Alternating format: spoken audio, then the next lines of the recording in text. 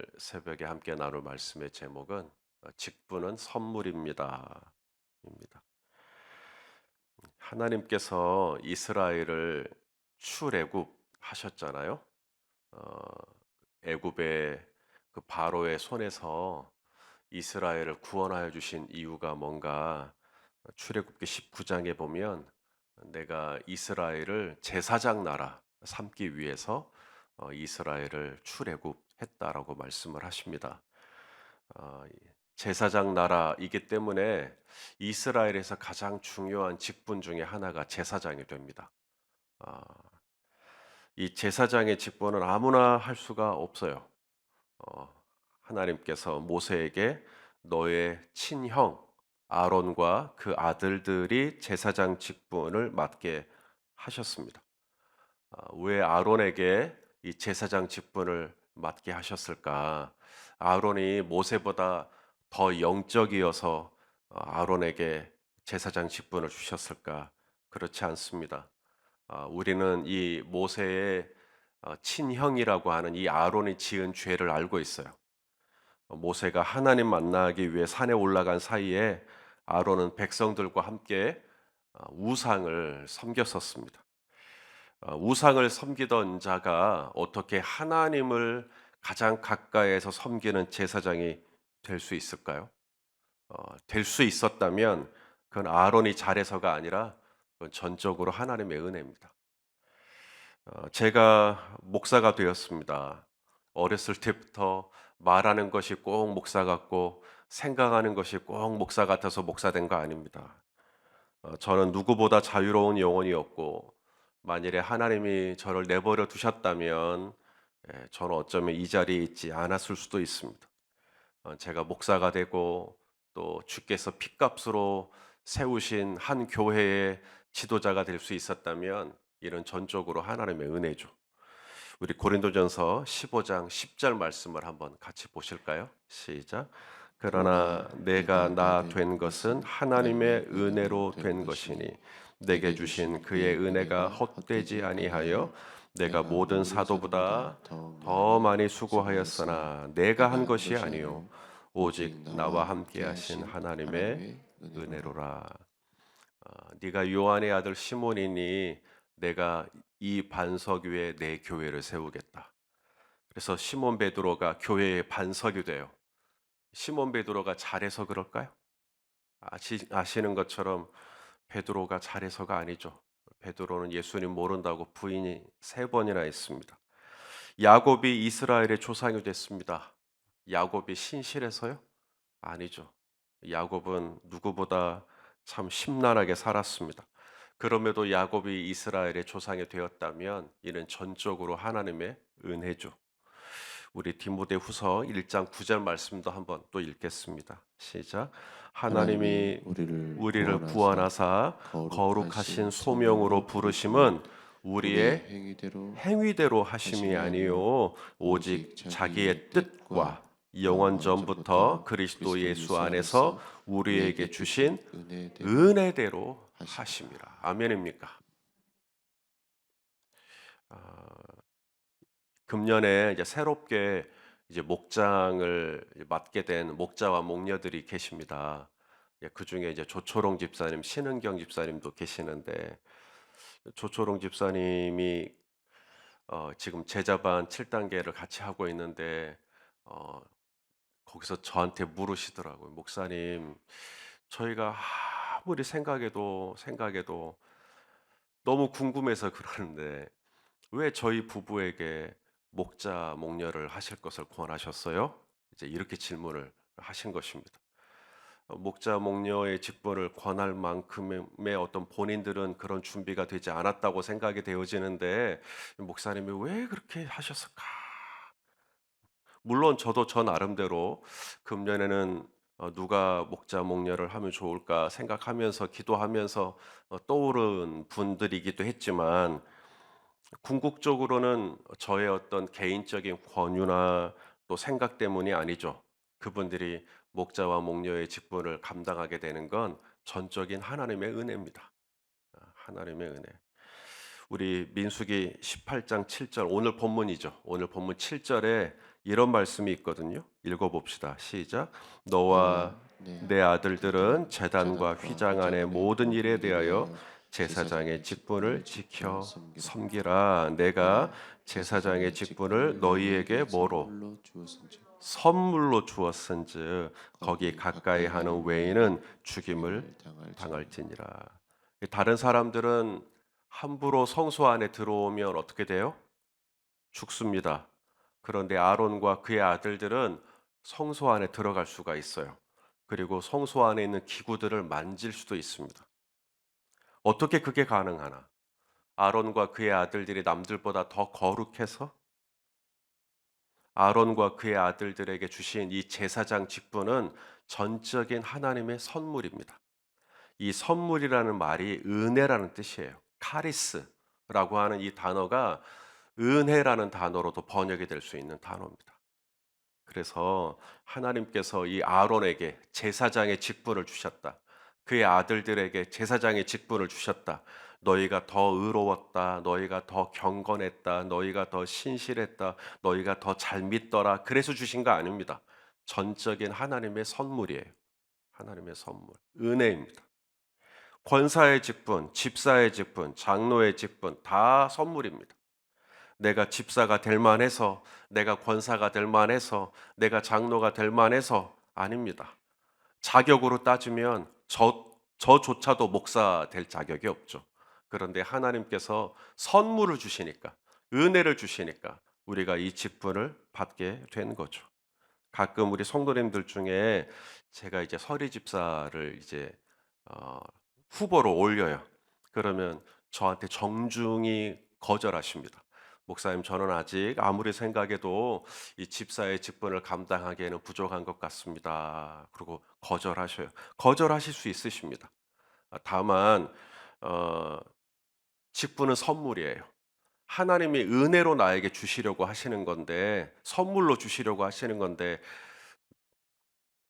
거절하면 좀 거시기 하잖아요. 하나님이 주신 선물인데 사람이 주는 선물도 아니고, 그래서 하나님이 선물로 주시는 직분이니까 아멘으로 기쁨으로 받으시면 좋겠다는 생각이 있지만, 물론 또 개인적인 의사를 또 해야 되기 때문에 또 거절하실 수는 있겠지만, 저 개인적으로는 모든 직분은 하나님의 선물이므로 감사함으로 받으면 더 좋지 않을까라는 생각을 하게 됩니다. 또한 교회 안에서 성도님들이 많은 사역들을 감당하시죠. 그 사역들도 다 선물입니다. 하나님이 내가 더 특출나서 나에게 이런 사역들을 주신 게 아니라 하나님이 나로 하여금 그러한 사역들을 감당할 수 있게 은혜를 주신 거죠. 선물을 주신 거죠. 그러니 교회 안에서 감당하는 모든 사역들도 다 선물로, 내게 주신 직분도 다 선물로 그렇게 감당할 수 있으면 얼마나 좋을까. 우리가 누군가에게 선물을 주려고 할 때 아무거나 주는 게 아니잖아요. 그냥 잡히는 대로 주는 거 아니잖아요. 내가 이 선물을 우리 최현 집사님에게 드리면 최현 집사님이 좋아하실까? 이렇게 생각을 하고 선물을 줘도 주는 것처럼, 하나님께서 나에게 뭔가를 선물을 주셨다면 나에게 분명히 유익할 줄로 알고 나에게 주셨겠지 하고 기쁨으로 받으시면 얼마나 좋을까라는 생각을 해봅니다. 자, 그런데 이 제사장 직분이라는 것이 아론과 그 아들들만 잘해서 되는 게 아니라는 겁니다. 지금 이스라엘의 인구가 남자 성인만 60만이거든요. 출애굽 당시에. 그러니까 남자만 60만이니까 20세 이상 된 어린아이라든지 여성분이라든지 뭐 노인분들이라든지 이런 분들을 다 합치면 200만 명이 넘을 거라고 생각을 합니다. 200만 명이 넘는 사람을 아론과 그의 네 아들이 5명이 어떻게 감당을 합니까? 그래서 제사장들을 돕는 사역자들을 붙여주시죠. 열린 베델교회를 저 손희선 목사 혼자 못하니까 많은 청지기들을, 많은 우리 성도님들의 사역에 동참해 주시는 것처럼 이 제사장을 돕는 레위인들을 붙여주십니다. 제사장들을 돕는 레위인들, 오늘 본문 1절 말씀을 같이 한번 보시죠. 시작. 여호와께서 아론에게 이르시되 너와 내 아들들과 내 내 조상의 조상의 가문은 가문은 성소에 대한 죄를 함께 담당할 것이요 너와 내 아들들은 너희의 너희의 제사장 제사장 직분에 직분에 대한 대한 죄를 죄를 함께 함께 담당할 담당할 것이니라. 것이니라. 너와 내 아들들, 아론과 그의 아들들이 감당할 몫이 있고요.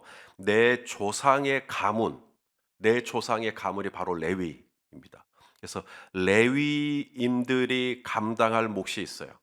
레위인들을 주신 이유는 성소에 대한 죄를 담당해라. 성소에 대한 죄. 그러니까 이 전체죠. 정체. 이 성막에 관한 일을 담당하라고 레위인들을 주셨고, 하지만 아론과 내 아들들은 제사장 직분에 대한 죄를 담당해라. 그러니까 레위인들은 제사장 직분을 감당하는 게 아니라 이제 제사장인 아론과 그의 네 아들이 제사장 직분을 잘 감당할 수 있도록 서포트하는, 도와주는 그 역할을 이제 레위인들이 하는 겁니다. 제가 담당하는 몫이 있고요. 우리 성도님들이 담당하는 몫이 있죠. 이건 다릅니다. 저는 제가 감당하는 몫은 우리 성도님들이 감당하는 것보다 조금 더 영적이고 조금 더 내밀하고 조금 더 깊이 있는 것까지 제가 감당을 해요. 레위인들이 제사장을 도우라고 하나님이 선물로 주신 직분이지만 그렇다고 레위인들이 제사장 직분을 행할 수는 없습니다. 우리 성도님들이 성찬을 행한다든지 누구 세례를 준다든지 축도를 한다든지 그거 할 수 없습니다. 그것은 제사장 직분을 감당하는 제가 할 수 있는 역할이기 때문에 그렇죠. 제사장 직분은 오직 아론과 그의 아들들만 할 수가 있습니다. 그리고 이후에 아론의 혈통으로 난 제사장 분들만 이 일을 할 수가 있어요.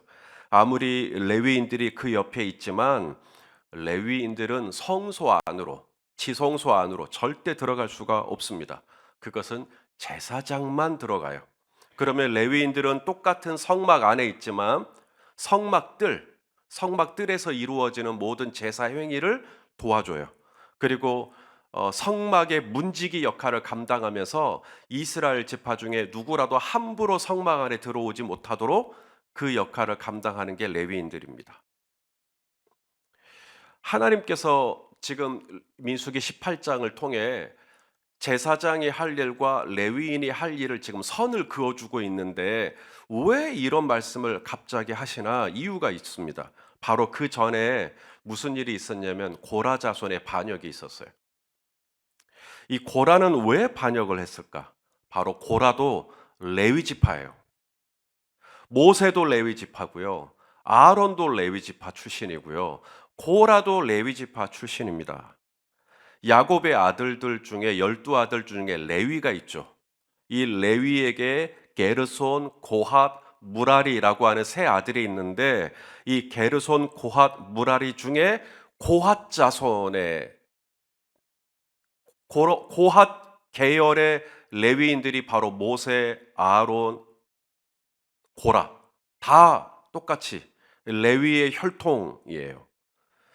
그러니 고라도 모세가 고핫의 후손이면서 제사장이 될 수 있었고 선지자가 될 수 있었고 아론도 제사장이 될 수 있었다면 나도 똑같은 피를 받았으니까 나도 제사장이 될 수 있다고 생각을 한 거죠.